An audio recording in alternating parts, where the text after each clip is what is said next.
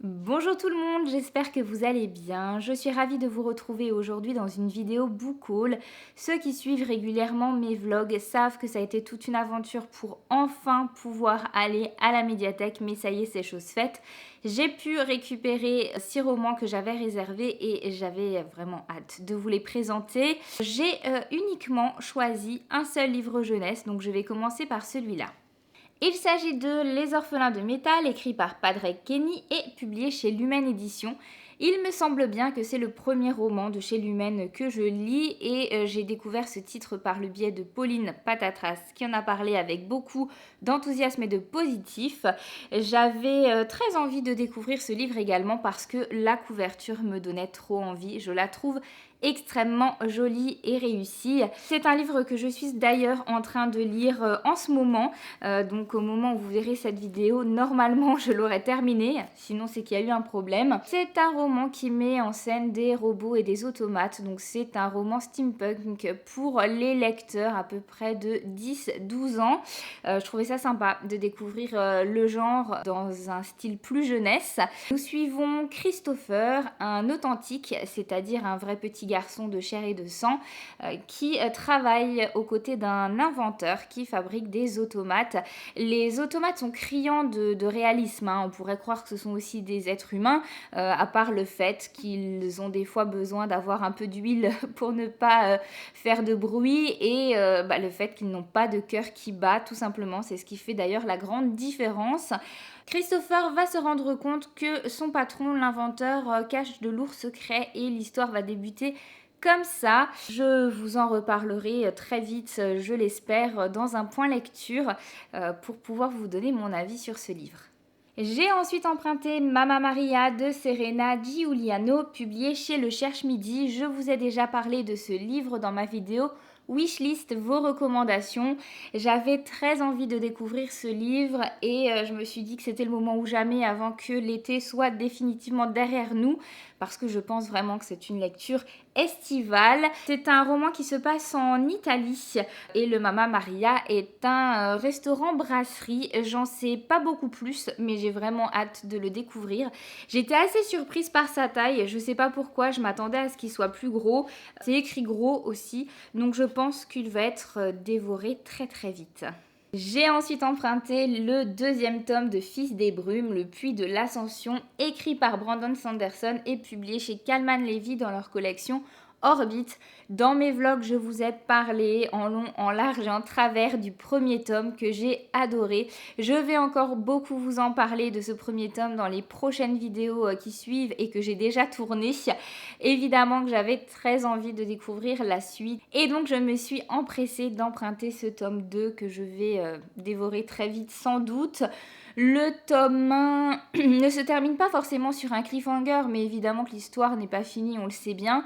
Et vraiment, j'ai hâte de me replonger dans cette histoire aux côtés de Vin, qui est un personnage féminin fort que j'apprécie énormément et qui fait du bien à la fantaisie, je trouve.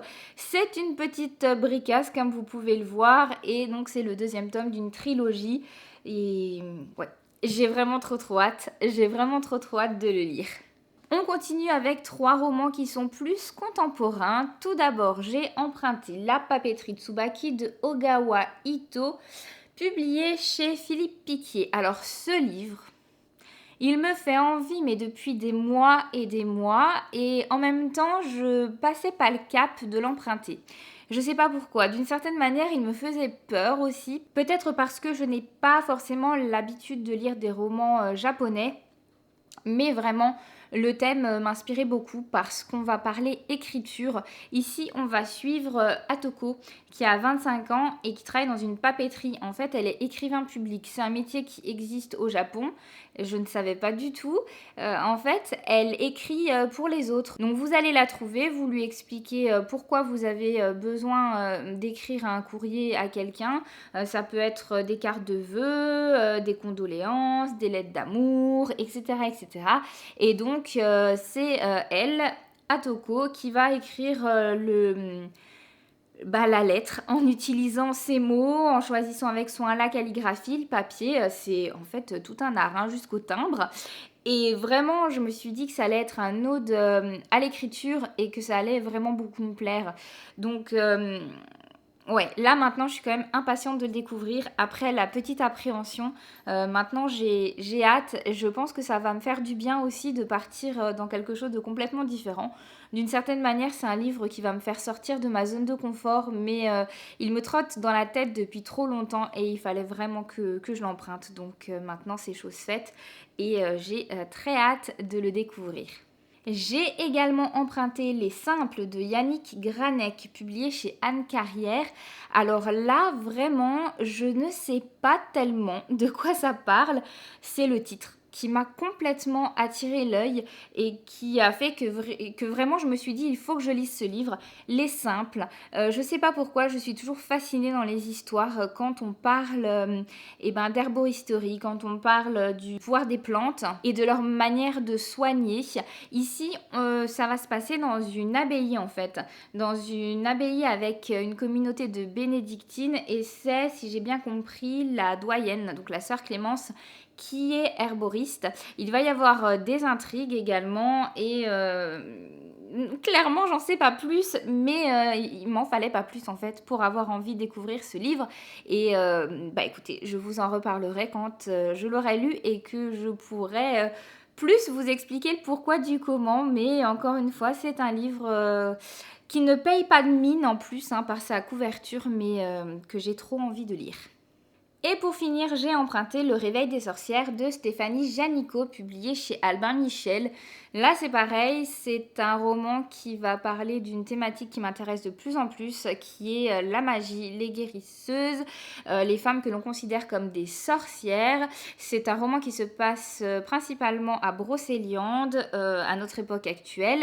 Je pense qu'on va beaucoup parler de la femme, de la féminité, des pouvoirs qu'on peut lui conférer et pareil, il m'a tapé dans l'œil, je n'ai pas cherché plus loin, je me suis dit qu'il fallait que je le découvre. C'est une histoire avec un meurtre, avec un deuil du coup, avec des mystères.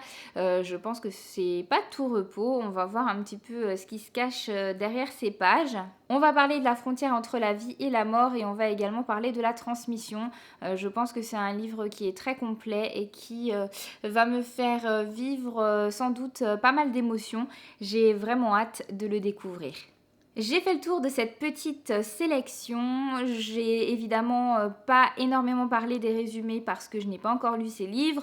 Mais comme toujours, vous pouvez retrouver dans la barre d'infos des liens qui vous mèneront au 4e de couverture si jamais vous avez envie d'en savoir plus sur l'un ou l'autre livre.